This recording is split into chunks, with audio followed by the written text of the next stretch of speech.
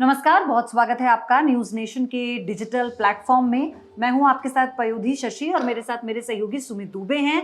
आज का जो हमारा मुद्दा है बहुत हॉट टॉपिक है, क्योंकि इसका भी सूत्र जो है वो डोनाल्ड ट्रंप है सुमित, जो आजकल इस वक्त चर्चा में छाए हुए हैं। खैर, उनका वो ट्वीट बहुत इंपॉर्टेंट है, क्योंकि आजकल उन्होंने बीड़ा उठाया अपने कंधों पर कि वो मध्यस्थता करवाएंगे हर जगह। खैर, लेकिन अब एक उन्होंने ट्वीट करके कहा कि हमास और इजराइल में सीज फायर की बात वो कह रहे हैं। उन्होंने कहा इसमें जानकारी ये थी कि इजराइल तो राजी है 60 दिन का ना सुमित, हाँ 60 दिन का, लेकिन क्या इस पर हमास राजी होता है या नहीं होता है। और डोनाल्ड ट्रंप ने ये भी कहा कि अगर हमास की तरफ से इसका पालन नहीं किया जाता है या फिर कोई ऑफिशियल स्टेटमेंट नहीं आता है इसके पालन का, तो फिर आगे दिक्कत और बढ़ेगी। तो हम इसी को समझने की कोशिश करेंगे कि कितना महत्वपूर्ण है ये सीज फायर, क्योंकि आप याद कीजिए कि इजराइल की जंग कहां से शुरू हुई थी, कैसे शुरू हुई थी, लेबनान तक वो कैसे अपने आप को बचा रहा है, उसके बाद अब कैसे उसने जो ईरान है उससे भी लोहा लिया। लेकिन इस ट्वीट के मायने क्या हैं, क्योंकि इस वक्त ना non serious approach Donald Trump की कई लोगों को दिख रही है। कई एक्सपर्ट ये भी कहते हैं कि उनका एक ही काम है, सुबह उठ के दो देशों के बीच में सीज फायर का ट्वीट करते हैं। हाँ बिल्कुल, लेकिन आप देखिए कि ईरान और इजराइल के बीच में जो युद्ध विराम हुआ उसमें डोनाल्ड ट्रंप की भूमिका थी और युद्ध विराम भी हुआ। एक बात मैं यहाँ कहना चाहता हूँ कि ये जो सीज फायर की बात गाजा में हो रही है, ये गाजा में सीज फायर के लिए एक तरीके से उन्होंने हमास को चेतावनी दी है कि आप 60 दिन के सीज फायर के लिए राजी हो जाइए, वरना गाजा में अभी जितनी तबाही हो रही है उससे ज्यादा तबाही होगी। इजराइल इसके लिए राजी है। इजराइल इसके लिए क्यों राजी है? क्योंकि अभी भी तकरीबन 50 के आसपास हॉस्टेजेस हमास के पास हैं, ये सूचना थी, और जिनमें से कई लोगों की शायद मृत्यु भी हो चुकी है। लेकिन कम से कम ऐसी जो रिपोर्ट्स हैं वो बताती हैं कि कम से कम 20 हॉस्टेजेस ऐसे हैं जो अभी भी जीवित हैं। नेतन्याहू के ऊपर भी दबाव है कि उन हॉस्टेजेस को वापस लाया जाए अपने देश में। तो ट्रंप की, या यूं कहें कि इजराइल की कोशिश ये है कि एक 60 दिन का सीज फायर किया जाए जिसमें हॉस्टेजेस की वापसी सुनिश्चित की जाए और 60 दिन तक युद्ध को रोका जाए। लेकिन हमास क्या चाहता है? हमास चाहता है कि युद्ध विराम परमानेंट हो, युद्ध गाजा में एकदम खत्म हो जाए, क्योंकि गाजा में बहुत नुकसान हो चुका है। लेकिन इजराइल ये नहीं चाहता कि युद्ध विराम हो गाजा में, क्योंकि वो हमास का नामो निशान मिटाना वो हमास का नामो निशान मिटाना चाहता है। वो चाहता है कि जब हम अपने हॉस्टेजेस को एक बार वापस ले लें तो उसके बाद से वापस हम गाजा पर हमला करके हमास को खत्म करें। क्रूएलिटी तो की है ना हमास ने हॉस्टेजेस पर, बहुत बुरी तरह से निर्मम हत्या की गई है। जानकारी तो बीच में ये भी आई थी कि जिन माओ के साथ बच्चे भी थे उनकी भी मौत हो गई। हाँ बिल्कुल, क्रूएलिटी की रिपोर्ट्स हैं, और रिपोर्ट्स कई सारी ये भी हैं कि इजराइल के एक्शन में बहुत सारे मासूम फिलिस्तीनी मारे गए हैं गाजा में। तो आज ही मैं देख रहा था एक जो इजराइल फिलिस्तीन की हेल्थ मिनिस्ट्री की, गाजा की हेल्थ मिनिस्ट्री की जो रिपोर्ट थी उसके मुताबिक 56,000 लोग, फिलिस्तीनी लोग इजराइल के एक्शन में जो 2023 से शुरू हुआ था तब से लेकर अब तक मारे जा चुके हैं। जाहिर सी बात है वो सारे के सारे हमास का कार्डर तो नहीं होंगे, हमास के बंदूकधारी तो नहीं होंगे। जनता ही टारगेट होती है ना। हाँ बिल्कुल, तो वही बात है। तो ये जिस तरीके से इस समय इजराइल का जो ऑपरेशन गाजा में चल रहा है वो बहुत ही ज्यादा हाई इंटेंसिटी के साथ चल रहा है। लास्ट जो रिपोर्ट आई है कल की, उसमें पता चला है कि कैफे में हमला किया गया जिसमें 70-75 लोग मारे गए हैं। इस तरह की खबरों के बाद गाजा में कुछ बचा नहीं है, बहुत कुछ वहां पर नष्ट हो चुका है। ऐसे में डोनाल्ड ट्रंप का एक प्रस्ताव है कि आप 60 दिन तक युद्ध को रोकिए, तो युद्ध तो रुक जाएगा 60 दिन तक, लेकिन उसके बाद गाजा में क्या होगा? दो बातें हैं ना सुमित, दो बातें। एक तो ये है कि हमास के साथ जिस बात को, उसको चाहे वो धमकी भरा लहजा क्यों ना हो, और जो नेतन्याहू का अपना स्टैंड है हमास के प्रति, वो इसलिए है क्योंकि वो हमास के ही आतंकी थे जिन्होंने इतना बड़ा अटैक इजराइल के लोगों पर किया था। हाँ। अब उसमें फिलिस्तीन के जितने भी लोग उसमें टारगेट किए गए हैं वो तो एक विश्व पटल पर एक वाकई दुखद बात है, क्योंकि युद्ध जब भी होता है तो उसका परिणाम वहां के आम लोग वो दुखद बात है। प्लस उससे ज्यादा दुखद बात यह है कि वहां के लोगों को इस समय जिस मदद की जरूरत है, बच्चों को जरूरत है, अस्पताल दवाइयों की जरूरत है, खाने की जरूरत है, वो नहीं अवेलेबल हो पा रहा है। जितने भी एड्स के लिए जो ट्रक्स थे जो यूरोपियन कंट्रीज के द्वारा भेजे गए थे साइप्रस के रास्ते, वो भी रुके हुए हैं। कोई एड वहां पर नहीं पहुंच पा रही है। बीच बीच में अलाउड करते हैं इजराइल के लोग, लेकिन मोटे मोटे अगर देखें बाय एंड लार्ज तो वहां पर एड भी नहीं पहुंच पा रही है और लोग मर भी रहे हैं। तो ऐसे में ये प्रेशर हमास के ऊपर भी है कि वो 60 दिन के इस युद्ध विराम के लिए राजी हो जाए, क्योंकि ट्रंप की जो उन्होंने अपनी social media site truth social पर लिखा, जिसको बाद में ट्वीट करके शेयर किया, उसमें भी उन्होंने कहा कि अभी गाजा में जो हो रहा है उससे और ज्यादा होगा।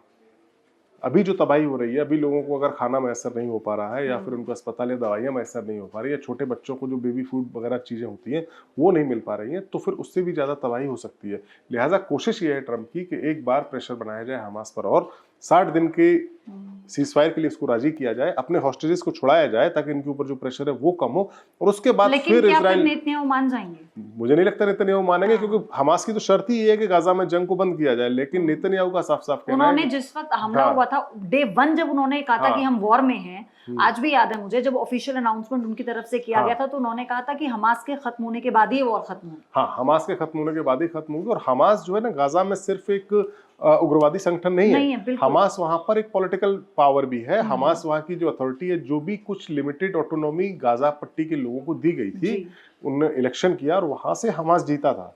तो गाजा का शासन जो है ना, वो भी हमास के लोग ही वहां पर चलाते हैं। तो हमास के दो रूप है वहां पर, एक हमास वहां पॉलिटिकल पार्टी के तौर पर भी है और एक हमास वहां पर एक उग्रवादी संगठन के तौर पर भी वहां पर है। नेतन्याहू चाहते हैं कि गाजा से हमास का नामो निशान मिटे, क्योंकि हमास एक तरीके से एक रेजिस्टेंस का प्रतीक बन चुका है, जो फिलिस्तीन के लोग मानते हैं। तो डोनाल्ड ट्रंप की बात हो गई, लेकिन जब हम मिडिल ईस्ट की बात करते हैं, अभी जो हमने ईरान के साथ जितना भी संघर्ष देखा उसमें भी खैर मध्यस्थता ट्रंप की थी, लेकिन हमास को कन्विंस करने में किसी दूसरे पड़ोसी देश का या मिडिल ईस्ट के और दूसरे देश का क्या भी आपको रोल लगता है कि हो सकता है? क्या ऐसा एक ऐसा मिडिल ईस्ट के ऐसे कई देश हैं जो साथ में लामबंद होकर ये चाहें कि वो हमास को कहें कि रुक जाओ भैया? हाँ बिल्कुल, दो कंट्री ऐसे हैं जो इस सीज फायर को कराने की कोशिश कर रहे हैं, जिसमें से एक है कतर और दूसरा है इजिप्ट। दोनों का रोल बहुत ज्यादा अहम है और दोनों का प्रेशर हमास के ऊपर रहेगा। किस लिए? क्योंकि कतर वो मुल्क है जहां पर हमास की जो पॉलिटिकल लीडरशिप है या उसके बड़े लीडर हैं वो कतर में रहते हैं। कतर में हमास के कई सारे लोग कतर में रहते हैं, जो इन्फ्लुएंशियल लोग हमास से सिंपैथी रखने वाले लोग हैं वो कतर में रहते हैं और कतर में उनको शरण मिली हुई है। उन्हें भी डर है कि इजराइल यहां तक डर या फिर युद्ध नहीं, डर वाली बात नहीं है, उनको ये है कि भाई कतर का प्रेशर, मोरल ऑब्लिगेशन उनके ऊपर भी है। नंबर 1। नंबर 2, दूसरा जो कंट्री है इजिप्ट, वो गाजा का पड़ोसी मुल्क है। गाजा पट्टी के अगर आप नक्शे को देखेंगे तो वो तीन तरफ से इजराइल से, दो तरफ से इजराइल से घिरा हुआ है, एक तरफ समंदर है और एक बॉर्डर उसका छोटा सा वो इजिप्ट से मिला है। तो जो भी उसको जो एड आती है, गाजा एक तरीके से ओपन जेल माना जाता है गाजा को, सब कुछ वहाँ इजराइल के कंट्रोल में है। लेकिन एक जो बॉर्डर उसका है जो इजिप्ट से मिलता है, राफा बॉर्डर उनमें से एक है, राफा चौकी जो है, वहां से बहुत सारी मदद आती है। इजराइल का हमेशा ये आरोप रहा है कि हमास को जितना भी हथियारों से जो इक्विप किया गया है वो गाजा राफा बॉर्डर के जरिए ही, सुरंगों के जरिए उसके पास हथियार या बाकी इक्विपमेंट्स आए हैं, जो बाकी जगह तो इजराइल ने सील की हुई है। तो इजिप्ट का प्रेशर भी हमास के ऊपर रहेगा, क्योंकि इजिप्ट और कतर ये दो मुल्क ऐसे हैं जो कि हमास जिनकी बात मानता भी है, सुनता भी है, क्योंकि इनसे हमास को काम भी पड़ते हैं अपने। लेकिन जो बड़ी बात यह है कि क्या हमास अगर 60 दिन के एग्रीमेंट के लिए, युद्ध विराम के लिए मानता है, तो उसके बाद जो हॉस्टेजेस हैं वो अगर वापस चले गए तो फिर नहीं, डील तो यही होगी, क्योंकि इससे पहले जो डील हुई थी, जो इससे पहले भी युद्ध विराम हुए हैं छोटे छोटे टाइम पीरियड के लिए, उसमें यही डील हुई है कि इतने फिलिस्तीन के लोग, हमास के लोग छोड़े जाएंगे, युद्ध बंद होगा। जो पहली बार सुमित, जब पहली बार हॉस्टेजेस को हमास ने छोड़ा था कि आप भी कुछ बंदियों को छोड़िए, ये कहा गया था, इजराइल ने कहा था कि हम तब छोड़ेंगे जब आप पहले हमारे छोड़ेंगे। तो उन लोगों ने जो आप बीती बताई थी ना, वो बहुत ही भयानक थी।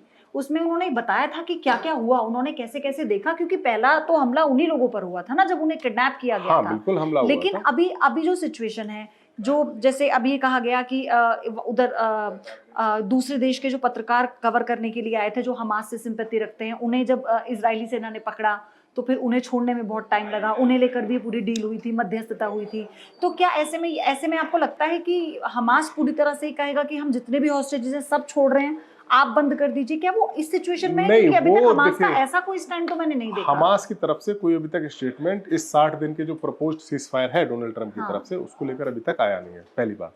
दूसरी बात, जो इससे पिछली बार जो युद्ध विराम हुए थे, जिसमें जो डील्स हुई थी, उसमें यही हुआ था कि इतने लोगों को हमास छोड़ेगा और इतने लोगों को इजराइल छोड़ेगा। तो इजराइल की कैद में भी बहुत सारे फिलिस्तीनी मौजूद हैं, उनको छोड़ा गया था। तो ये एक डील हुई थी। कई बार तो ऐसा आया था कि एक के बदले में 20 छोड़ने की बात आई थी। तो वो डील तो होगी, क्योंकि अभी जो इसकी टर्म्स एंड कंडीशन, जो 60 दिन का जो एक प्रस्तावित युद्ध विराम है, इसकी टर्म्स एंड कंडीशन अभी तक नहीं पता चल पाई है। वो तय करने में जो मीडिएटर हैं कतर और इजिप्ट, इनके साथ बैठकर बातचीत होगी। पहले होगा कि इन प्रिंसिपल ये एग्रीमेंट हो सकता है कि भाई 60 दिन तक युद्ध बंद रहेगा, उसके बाद हॉस्टेजेस को छोड़ा जाएगा, तो उसके बदले में हमास को क्या मिलेगा ये भी तय होगा, और वो हमास को मिलेगा उसकी, क्योंकि पिछले जो युद्ध विराम हुए थे उसमें ये सारी कंडीशंस का पालन किया गया था। बीच बीच में कुछ सिचुएशन ऐसी आई थी जब हमास की तरफ से कहा गया था कि इजराइल युद्ध विराम का पालन नहीं कर रहा है डील का, तो वो अपने हॉस्टेजेस नहीं छोड़ेगा। और नेतन्याहू की तरफ से कहा गया कि हम जो फिलिस्तीन के कैदी उन्हें नहीं छोड़ेंगे, लेकिन डील हो गई। बट लेकिन सुमित, आपने ये थोड़ा सा डिफरेंस है, हमें समझना चाहिए। चाहे यूक्रेन या इजराइल हो, वो माफ कीजिएगा रूस रशिया यूक्रेन का यूक्रेन, युद्ध हाँ। हो, या फिर ये जो अभी ईरान और इजराइल में का। हुआ, लेकिन हमास और इजराइल एकदम अलग हैं। हम वहाँ आधिपत्य की लड़ाई देख रहे थे, ये आतंकवाद की लड़ाई है, ये मानवता की हत्या वाली लड़ाई है। इसको इसी तरह से इंटरनेशनल मीडिया ने भी देखा है। युद्ध दो हो रहे हैं, मतलब मैं अगर बड़े चर्चा का विषय उनकी बात करूं, लेकिन दोनों के अलग मुद्दे हैं। तो क्या ये मध्यस्थता इसमें जो डोनाल्ड ट्रम्प कह रहे हैं, वो जो कह रहे हैं वो इतना आसान है? ये एक व्यू है कि ये आतंकवाद की लड़ाई है और हत्या की लड़ाई है। दूसरा व्यू ये है कि ये अपनी जमीन के अधिकार की भी लड़ाई है। लेकिन आपको अगर इस युद्ध को अगर समझना होगा तो जमीन, जैसे मैंने आधिपत्य की लड़ाई की, नहीं मैं आपसे समझना चाह रही हूँ, मतलब इसमें ऐसा नहीं कि पॉइंट ऑफ व्यू मैं अपना डिफरेंट रख रही हूँ। मैं चाहती हूँ कि दर्शक भी इस बात को समझें हमारे।